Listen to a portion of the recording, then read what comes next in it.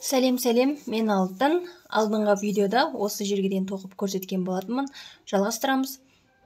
Алдыңғы видеода осы екі жібін жіптерімізге арасына өткізіп алған болатынбыз. Енді осы қалған екі қара жібімізді қызғылт жібіміздің араларына өткізіп алатын боламыз. Ендеше кеттік. Лайк басып, комментарий қалдырып отырыңыздар. Мен сіздермен біргемін.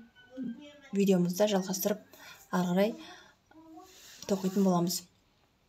Мінекей, осылай осы қызғылт жібіміздің ар жағынан санағанда төртінші жібіміздің арасынан әкелетін боламыз қара жібімізді. Мінекей.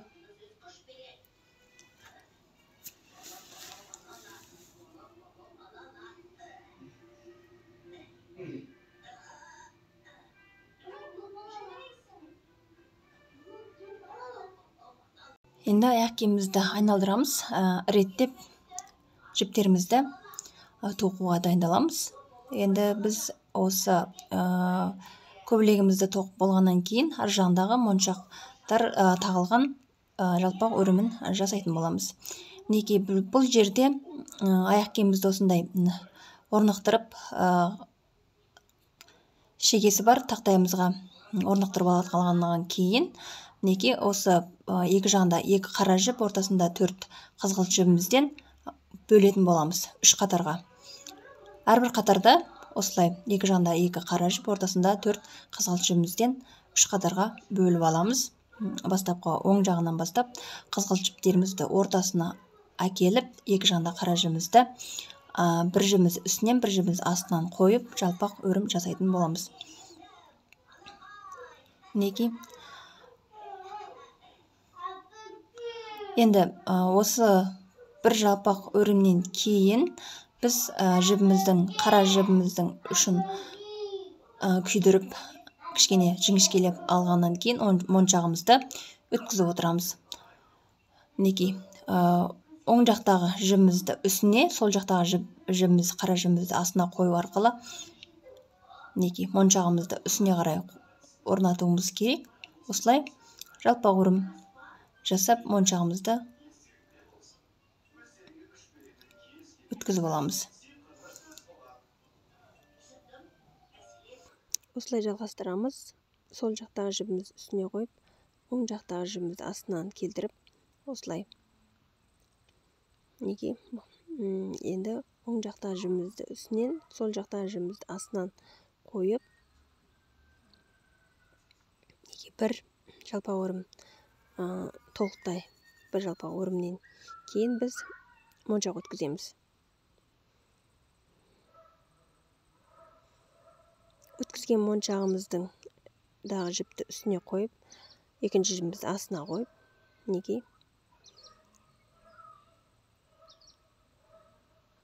Енді сол жақтағы жібімізді үстінен, оң жақтағы жібімізді астынан келтіреміз. Мына қара жіп болғандықтан анық көрінбейді, сондықтан мұқият болуларыңыз керек. Осындай бір толық жалпақ өрімнен кейін осылай бір моншағымызды өткізіп отырамыз.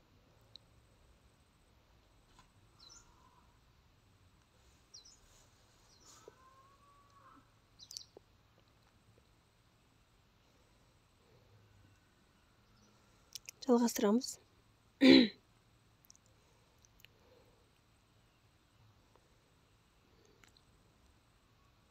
Моншағымызды өткіземіз.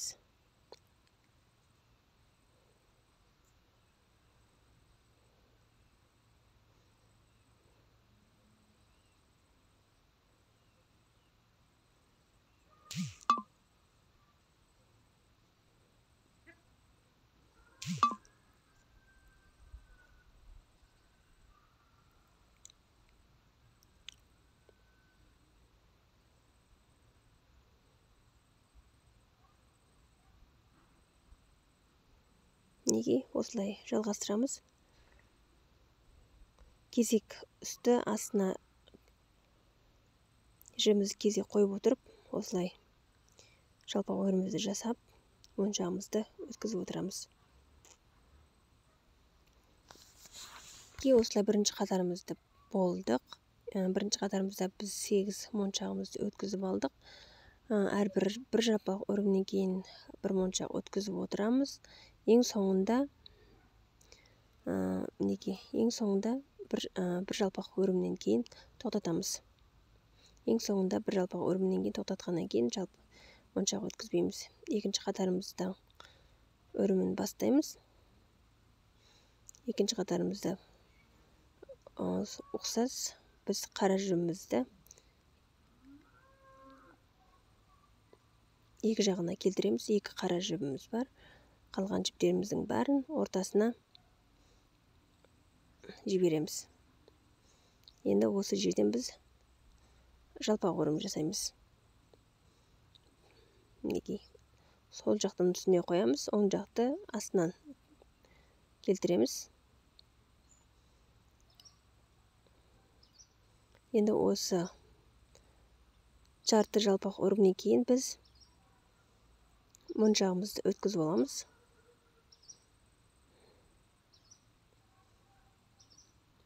Өткізген моншағымыздың жібін үстіне, екінші жібімізді астына қоямыз. Осылай бірінші қатардағы тоқылған әдіспен бірдей етіп, екінші қатарымызды тоқып шығамыз.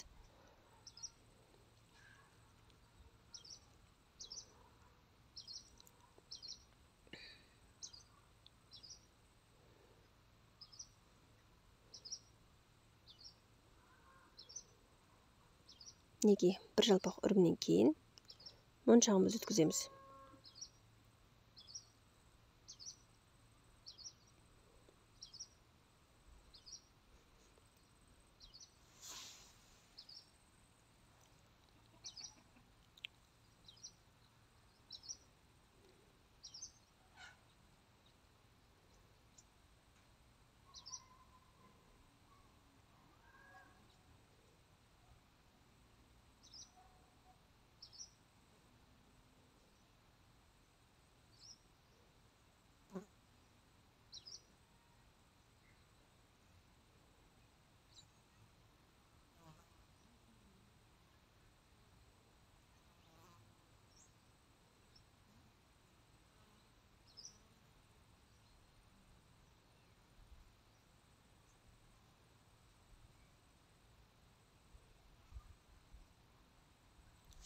Моншағымызды өткіземіз.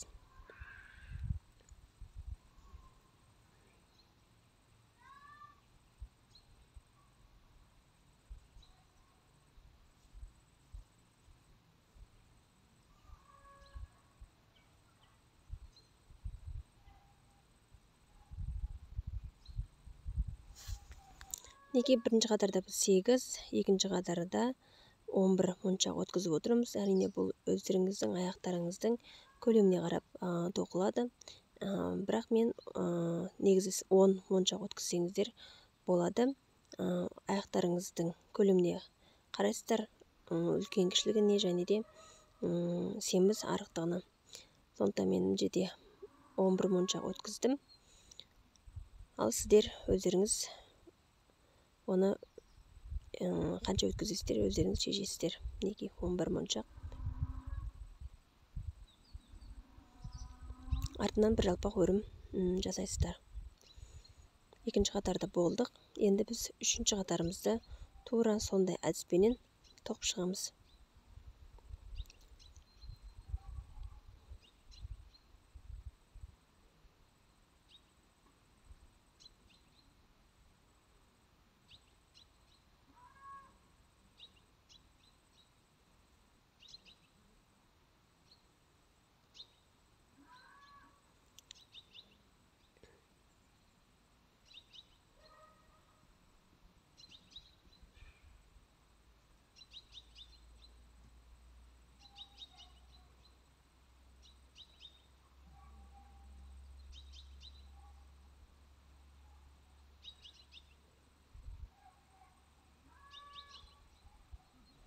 Ал мына жерде үшінші қатарда біз 3 қатарымызда біз 12 моншақ өткіздік. Егерде аяқтарыңыз жіңішке болса, 11 моншақ өткізсеңіздер болады. Ары қарай өздеріңіз жалғастырасыздар. Мінекей 3 қатарды тура бір әдіспенен тоқып бітірдік. 3 қатарымызда біз 12, екінші қатарымызда 11, үшінші қатарымызда 8 моншақ өткізіп алдық. Ең соңында бір жалпақ өріммен аяқтаймыз. Енді біз аяқ киіміміздің бас жағын тоқып бітірдік. Енді аяқ киіміміздің өкше жағын тоқитын боламыз. Екі қатарға бөлеміз. Екі қатарға бөлгеннен кейін алдыңғы тура сол ортасындағы күлгін жібімізді ортасына қойып, екі жібімізді, қара жібімізді екі жағына қойып, осылай жалпақ өрім жасаймыз. Мінекей жалпақ өрімді үйреніп алдыңыздар. Енді қиындық тудырмайды. Енді артындағы екі қатарды тура солай жалпақ өріммен екі қатар қылып шығарамыз. Бірақ бұл жерде ескеретін бір мәселе, мына екі ортасындағы қара жіпті біз айқастырамыз. Айқастырып, мінекей көріп тұрғандарыңыздай айқастырып, мінекей осылай бір жалпақ өрім жасап аламыз. Енді айқастырғаннан дағы жібімізді екінші жағына қарай тоқитын боламыз. Осыдан кейін біз тағы да жібімізді айқастырып аламыз.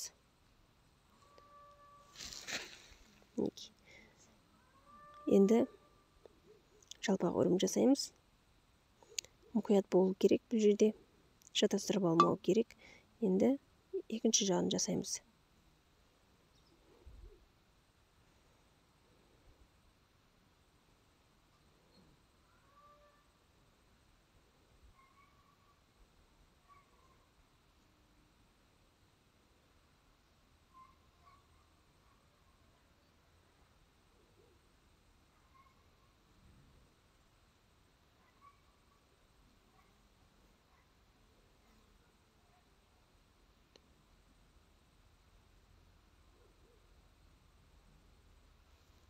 Тағы да солай істейміз.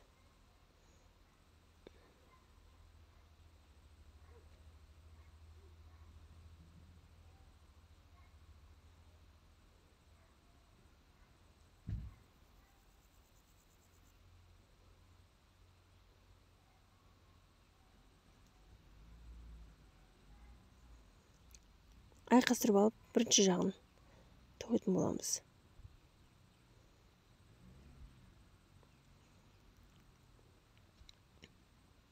Бұл жерде қаттырақ тарту керек. Екінші ішіндегі біздің қылғылт жібіміз көрініп қалмау керек. Міндетті түрде.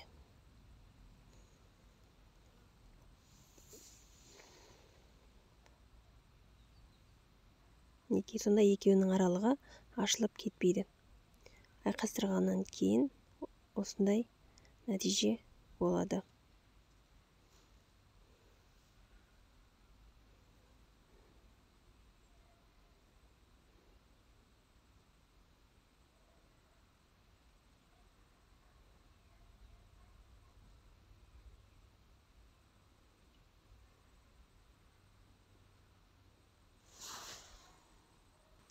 Мінекей мына жерде 8 жалпақ өрім болды. Екеуін қосқанда енді біз жерде қысқа жіптерге тиіспейміз.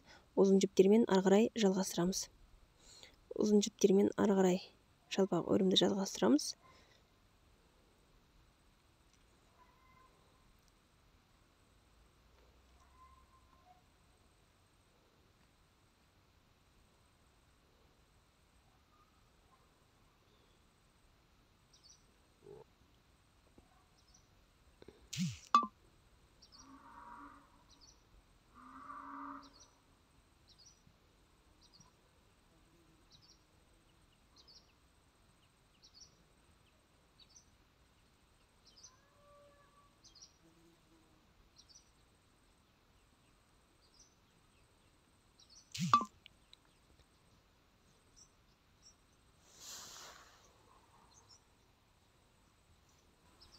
Екі қос жалпақ өрімнен кейін біз 42 жалпақ өрім жасап алдық. Өйткені бұл кісінің аяғы кішкене үлкенірек, көлем үлкен болғандықтан 42 жалпақ өрім жасап алдық. Енді осы жерден біз артқы табанның артқы жағынан екінші жағына дәлдеп аламыз. Міндетті түрде дәлдеп алу керек. Енді табанның өзінің жібінен ішіндегі қызғалт жібімізді екі аралықтан өткізіп аламыз.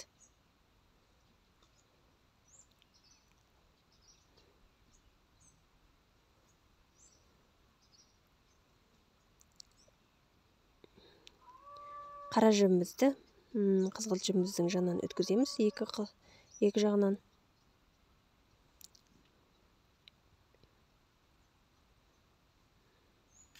Мықтылап тартамыз. Арнайы тоқуға арналған табан болғандықтан жіптері мықты, алаңдамаңыздар. Енді осы барлық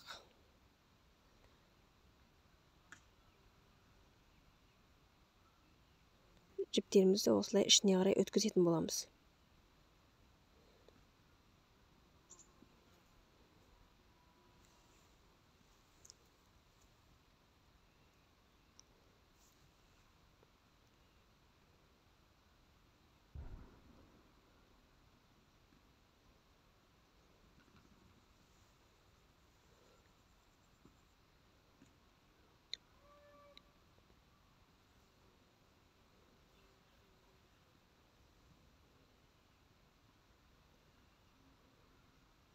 Неге екінші жағына қарай өткізіп алдық. Ішіне қарай мықтап тартамыз жіптерімізді.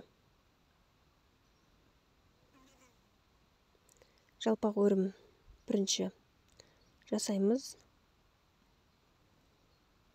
Үрге көтеріп.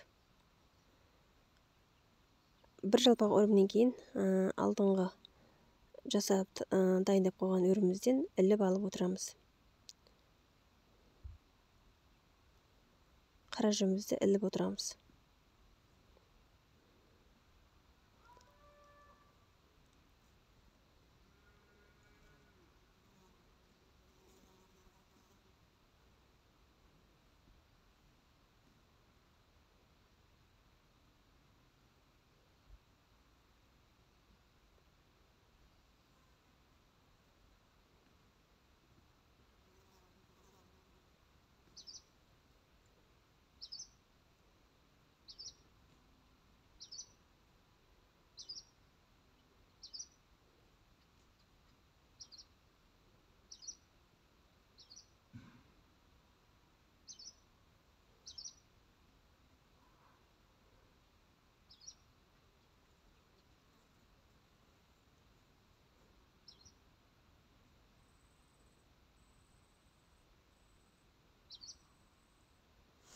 Біз 8 жалпақ өрім жасап алдық, мінекей. Мына жерден. Енді қызғылт жібімізді алып, ұшын күйдіріп, осындай жіңішкелеп алғаннан кейін, осындай қызыл моншақтарымыз бар. Қызыл моншақтарымызды осы қызғылт жібімізге өткізетін боламыз. 2, 3, осындай 9 жіп өткізетін боламыз. Енді қара жібіміздің ұшын кесіп, кішкене сосын күйдіріп аламыз. Күйдіріп, бізге ақ моншақтарымызды өткізуге тура келеді. Ақ моншақтарымызды өткізіп аламыз.